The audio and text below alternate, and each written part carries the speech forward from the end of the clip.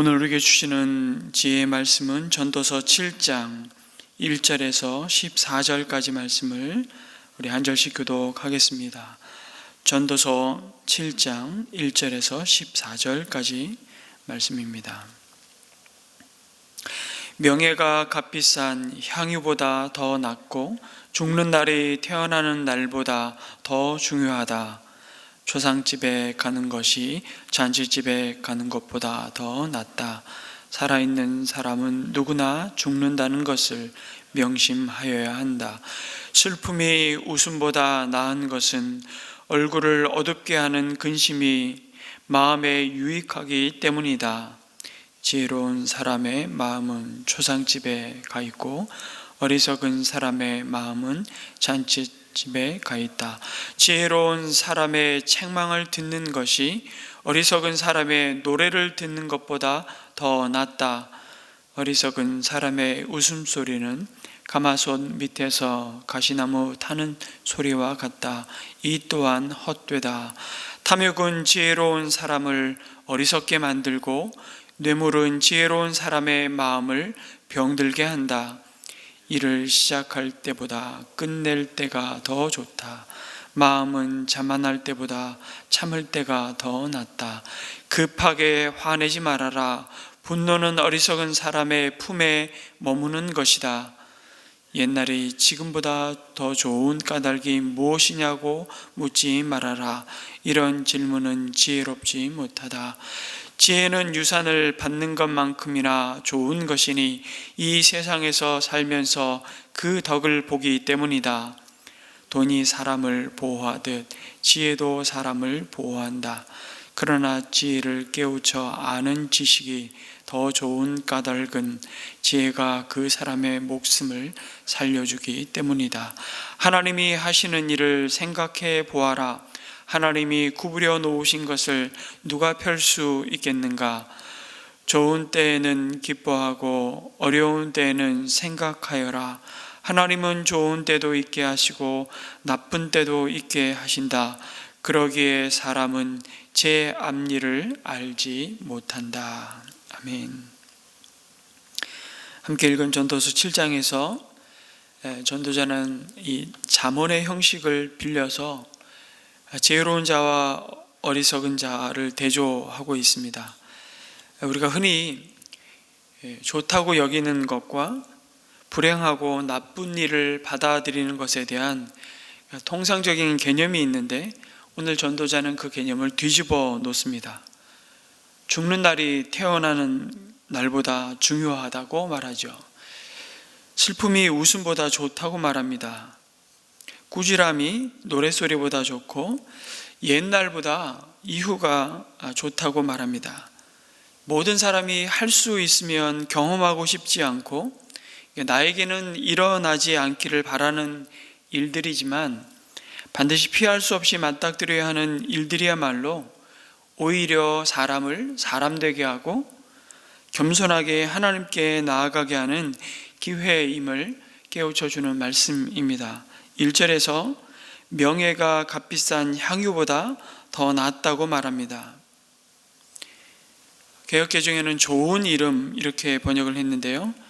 명예는 사람들로부터 받는 평판, 다시 말해서 이름값이라고 말할 수도 있겠습니다만 여기서 말하는 이 명예는 이어지는 말씀과 비추어 볼 때 죽음과 삶의 관점에서 보면 사람이 죽어서 남기는 흔적이라고 할 수 있습니다. 그러니까 사람들이 나의 죽음에 대해서 무엇을 기억할 것인가를 생각할 때 세상은 내가 얼마나 떵떵거리고 화로운 삶을 살았는지를 기억하며 부러워하기보다 그가 어떤 삶을 살다가 갔는지를 본다는 것입니다. 그런 점에서 값비싼 향유는 결국 유한한 이 땅에서 누리는 한낱 즐거움에 지나지 않는다는 것입니다. 그러나 명예는 죽어서도 그 사람을 기억하며 그 사람이 추구했던 가치와 의미들이 그의 후손들에게, 더 나아가 그를 기억하는 모든 사람들에게 여전히 영향을 미치고 있다는 사실을 상징해주고 있는 것이죠. 그래서 우리 속담에 호랑이는 죽어서 가죽을 남기고 사람은 죽어서 이름을 남긴다는 말을 하지 않습니까? 여러분, 누구나 우리는 모두 이름을 가지고 삽니다. 그리고 그리스도인은 그리스도의 자녀라는 이름을 갖고 또한 살아갑니다. 우리의 태도와 삶에 예수 그리스도의 이름이 달려 있음을 우리는 기억하게 됩니다. 그래서 우리는 사고치면 보통 아버지의 이름을 먹칠하지 말아라, 이런 훈계를, 교훈을 받기도 하는데요. 하나님이 우리의 삶에 하나님의 이름을 걸어 두셨다고 말씀합니다.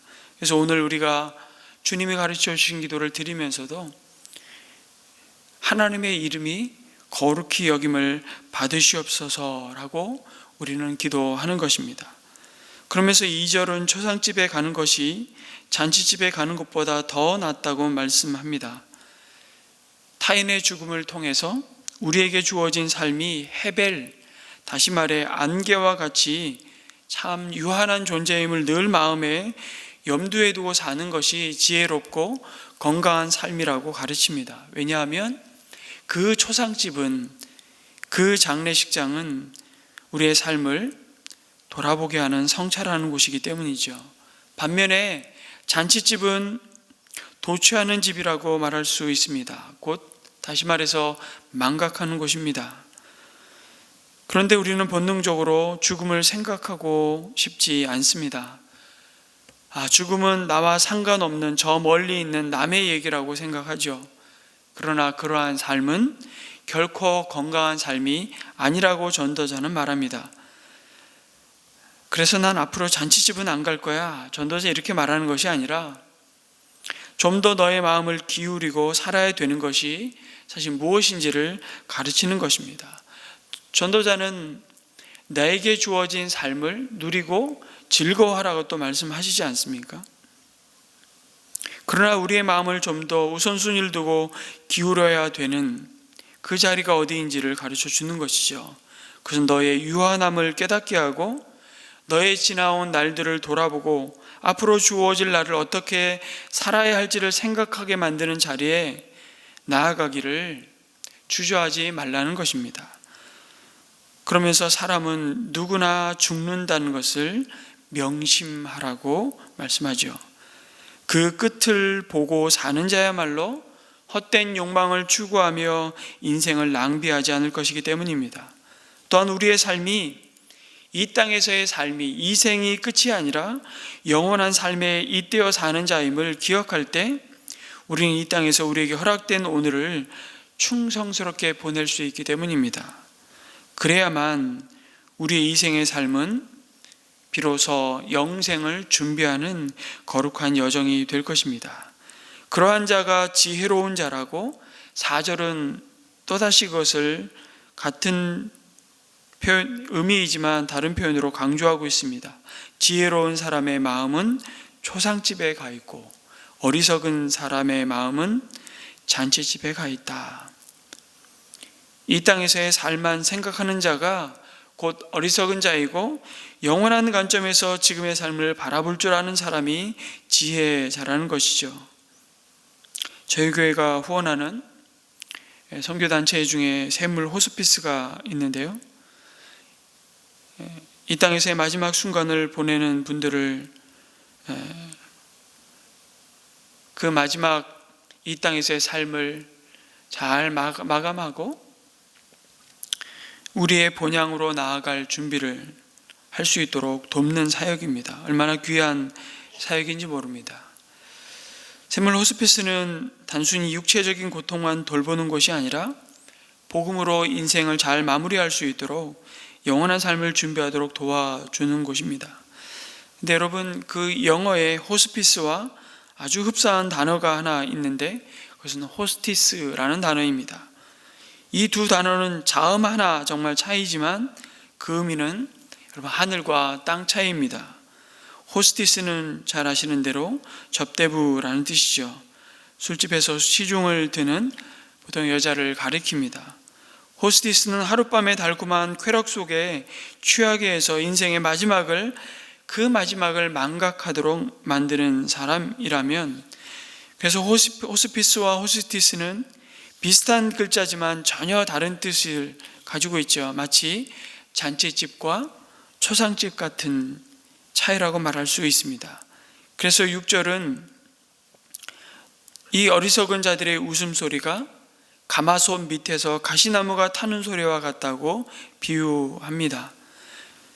그 인생의 끝을 생각하지 않고 그저 현재를 즐기기만 하는 인생은 곧 타서 재가 될 가시나무와 같다는 것입니다. 지금 자신의 인생이 타들어가고 있음에도 깨닫지 못하고 그저 희희낙낙 즐기기만 하니 바보라는 뜻이죠. 나의 죽음을 의식하며 사는 사람이야말로 건강한 사람이라고 말합니다. 죽음을 예찬하라는 의미가 아닙니다. 자신의 유한함을 알고 무한하신 하나님을 바라보며 살라는 것입니다.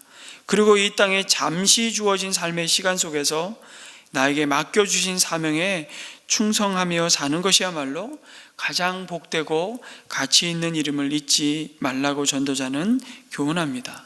그래야만 우리는 이 생의 삶을 잘 살 것입니다. 여러분, 인간이 잘 산다는 것이 무엇이겠습니까? 시간의 한계 속에 살아가는 그 인간들의 그 삶의 수많은 선택과 책임 사이에 놓인 것은 여러분 언제나 불안이잖아요. 누구도 불안함으로부터 자유로운 사람은 없습니다. 그런데 여러분, 그 불안은 어디서부터 오냐면 바로 불확실성에서 비롯되는 것입니다. 그 불확실성이 가져온 불안을 제거하는 것은 확실한 것을 붙잡고 소유하는 것, 그 확실성을 갖는 것이 아니라 하나님을 바라보고 신뢰하는 것이라고 전도자는 가르치고 있는 것입니다. 그 불확실성을 받아들일 수 있는 그 근거가 도대체 뭐냐? 하나님을 신뢰하는 것에서 주어지는 것이죠. 하나님은 나를 더 잘 아시고 나보다 나를 더 사랑하신다는 이것을 신뢰하는 믿음만이 우리를 근본적인 불안으로부터 자유케 한다는 것입니다. 불확실성을 이길 수 있는 것은 다시 말씀드리지만 내 삶을 보장해 줄 것 같은 내 건강, 내 통장의 잔고, 내 젊음, 내가 소유한 학위, 이 땅에서 비교적 그래도 내 삶을 보장해 줄 것 같은 그 확실한 것을 붙잡는 것이 아니라 하나님을 신뢰하고 하나님께 내 자신을 맡기고 사는 것이라고 말씀합니다. 하나님이 나를 어디로 이끄시든지 그것을 받아들일 준비가 되어 있는 것이죠. 그래서 그 불확실성을 받아들이고 어쩌면 사는 것이 잘 사는 것입니다. 이렇게 살면 불안에 이끌려 살지 않을 수 있는 것입니다. 그러나 사람은 언제나 죽음이라는 가장 큰 불안 앞에 무너집니다. 두려워합니다. 그것이 여전히 누구나 죽는다는 확실함을 명심하지 않는 모습이죠. 다시 말해 인생의 불확실성을 받아들이지 못하는 자의 모습을 그래서 7절 이하에 묘사해 주고 있습니다. 그것이 바로 탐욕이요 뇌물이고 자만이고 분노이며 마지막에 보면 변화를 거부하는 삶이라고 가르칩니다. 그것을 이렇게 표현하죠. 옛날이 좋았어. 과거의 영광만을 늘 떠올리며 도취해서 사는 겁니다. 10절 말씀을 주목해 보십시오. 옛날이 지금보다 더 좋은 까닭이 무엇이냐고 묻지 말아라. 이런 질문은 지혜롭지 못하다고 말씀합니다. 한마디로 옛날이 좋았어. 그때가 좋았어. 좋았던 과거 속에서 사는 것입니다. 그러면서 오늘 내가 져야 할 책임을 회피하며 변화를 거부하는 것이죠. 제가 이번 주 중에 책 2권을 아주 짧은 책을 계속 읽고 있는데요. 톰 레이너라는 미국의 수백 개 교회를 관찰하고 이 컨설팅하면서 쓴 책이 한 2권 정도 있습니다. 그분이 내린 결론을 가지고 쓴 죽은 교회를 부검하다라는 책을 읽고 있는데, 저자는 이 책에서 점점 쇠락해 가면서 복음의 능력을 상실하고 있는, 그래서 결국 문을 닫게 된 교회들의 공통적인 특징들을 한 가지 한 가지 열거하면서 그 특징들을 묘사하고 있습니다. 그 중에 한 가지가 바로 뭐냐면 어떤 변화도 한사코 거부한 교회라는 것이죠. 죽은 교회들이 오랫동안 과거를 전성기로 여기면서 살아왔다는 것입니다. 내부나 외부의 요인들이 과거를 바꾸려고 할 때마다 그 교회들은 오히려 분노하고 고집으로 반응했다는 것입니다. 이 세대를 본받고 유행을 쫓는 것에 대한 저항이 아니었습니다. 그렇다면 얼마나 좋았겠습니까? 그 교회들은 성경의 진리를 붙잡고 있지 않았습니다. 그렇다고 분명하고 구별된 기독교 윤리를 붙잡고 있지도 않았습니다. 그 교회들은 과거를 붙잡고 싸웠다는 것입니다. 좋았던 옛날, 늘 해오던 방식, 오늘도 계속되기를 바라는 방식을 고수하며 싸웠던 것입니다. 예를 들면 현재 찬양 스타일에 화가 나 있었고요. 그들은 오디오 스피커와 대형 스크린에 대해서 화가 나 있었습니다. 적절한 교회 복장에 관해서 화가 나 있을 때도 있었고, 정해진 예배 순서와 예배 시간을 버릴 수 없었습니다. 어떤 교회들은 건물과 예배당, 특히 예전의 교인들 중에 한 사람을 기념해서 지은 건물을 고집스럽게 붙잡았습니다. 그냥 과거는 그들의 영웅이었다, 이렇게 표현합니다. 그리고 가장 치명적인 집착은 그들이 사람들의 필요보다 자신들의 즐거움과 필요에 집중했다는 점이었습니다. 그 교회들의 최우선 사항은 늘 해오던 방식, 가장 편안한 기존의 방식을 유지하는 것이었습니다. 특히 자신들에게 편안함과 행복함을 주는 것들을 결코 놓지 못했습니다. 그리고 여전히 이 세상의 것들을 굳게 붙잡고 있었습니다. 그런데 그것들이 자신의 손에서 빠져나가자 화가 나고 상처를 입고 두려움에 빠졌던 것입니다. 히브리서 11장에 언급된 세상이 감당치 못할 믿음의 영웅들과는 너무 대조적인 삶을 고집스럽게 살고 있는 모습이었습니다. 이 생이 잠시뿐이고 더 나은 영원한 삶이 자신들을 기다리고 있는 줄 알기에 자신들의 안위와 집과 삶의 방식과 소유를 기꺼이 포기했던 히브리서 11장 믿음의 사람들과는 너무 대조적인 모습이었죠. 히브리서 11장의 믿음의 사람들이 그럴 수 있었던 것은 그들의 마음속에 좋았던 옛날은 더 이상 존재하지 않았기 때문입니다. 그들의 가장 좋은 날은 미래에 있었기 때문이었죠. 이것은 과거를 돌아보지 말라는 말이 아닙니다. 너의 지나온 날들을 잘 살피고 성찰해서 주어진 날들에 대해서 낭비하지 않는 삶을 살지 말라는 것이 아닙니다. 오히려 과거를 돌아보고 오늘에 맞게 바꿀 수 있어야 한다고 말하죠. 과거는 존중하고 기억해야 할 것들이 참 많이 있습니다. 우리에게 복음을 전해준 그 부모 세대의 눈물과 희생과 섬김과 사랑을 기억해야 합니다. 그것을 감사하는 마음은 너무도 소중한 태도입니다. 그러나 과거 속에서 살 수는 없습니다. 과거의 영광에만 젖어 살아서는 안 된다고 전도자는 말씀합니다. 그래서 여러분 가만히 우리 자신을 한번 이 전도사의 말씀에 비추어 우리의 대화를 한번 살펴보십시오. 대화의 주제가 늘 이전에 좋았던 것만을 말하는 자들이라면 오늘 이 전도자의 말씀에 귀를 기울여야 합니다.